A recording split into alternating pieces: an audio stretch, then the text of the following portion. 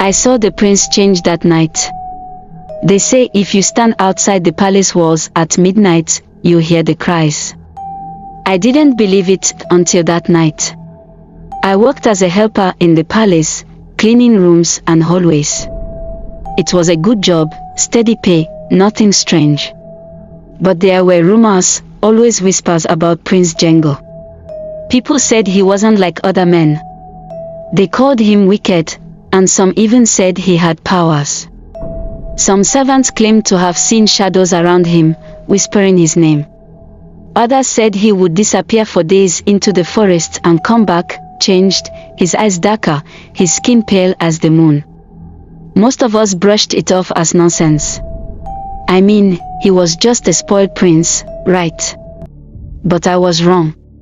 One night, the queen ordered a feast to celebrate the full moon. The villagers had brought gifts, offerings to honor her and the gods. The prince, however, was nowhere to be found. He wasn't one to mingle with commoners, but even this seemed strange. There was tension in the air, like everyone was waiting for something to happen.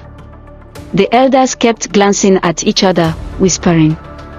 People said the full moon was special, that it was a time when the line between our world and the spirits was thin. Then, just after midnight, I saw him slip out of the palace through a side door, moving quickly and silently. I should have looked away, but curiosity got the better of me. I followed him, staying out of sight. I thought maybe he was meeting someone, or just sneaking out for a walk. But he led me to the edge of the village, where an old, twisted tree stood, the one people said was cursed. It was known as the spirit tree. Nobody went there at night. Prince Django stopped under the tree, and at first, I thought he was alone. But then I saw them, figures cloaked in shadows, just shapes, but something felt wrong. They moved in strange, jerky ways, like they were barely human. I held my breath, trying not to make a sound, and watched. The prince began to speak in a low voice, words that didn't sound like any language I knew. His voice was rough, almost like a growl. I could feel something dark gathering around him, and the figures swayed, inching closer to him.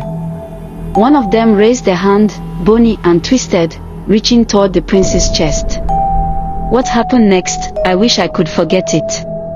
Prince Django took a knife from his cloak and sliced his palm, letting his blood drip onto the ground. The figures let out this terrible, screeching sound, like they were hungry animals. They gathered around the blood, lapping it up from the dirt. But the prince, he just smiled. It wasn't a normal smile. His eyes changed, turning black as the night, and his teeth looked longer, sharper. I realized he wasn't human, not anymore. I was frozen, too terrified to move. Then he spoke, and his voice was different, deeper, almost echoing. "They are mine now," he said. "I am their master."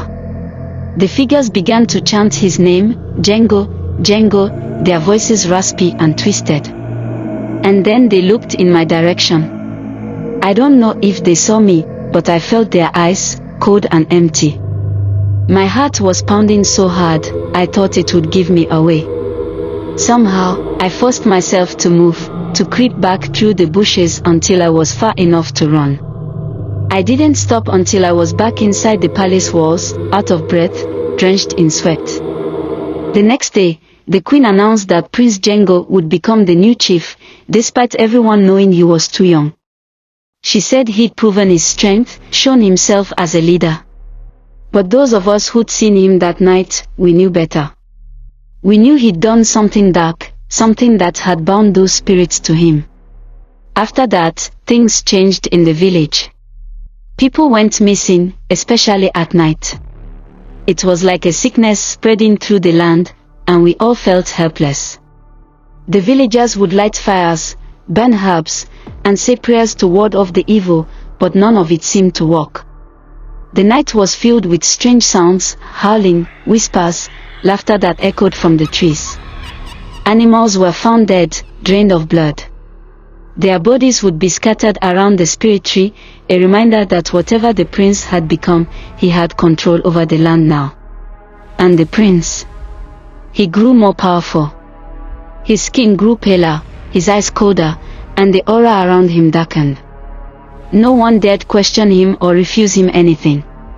If he looked at you, it felt like he could see right through you, like he knew your deepest fears and secrets.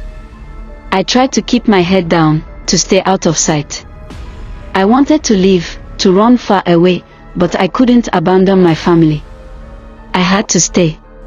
So I lived with the fear, every night lying awake, hearing the cries outside the palace walls, just like the rumor said. One night, I couldn't sleep. The cries were louder than ever, filling the air with a terrible, bone-chilling sound. I tried to cover my ears, but it was no use. I tried to keep my head down, to stay out of sight. I wanted to leave, to run far away, but I couldn't abandon my family. I had to stay.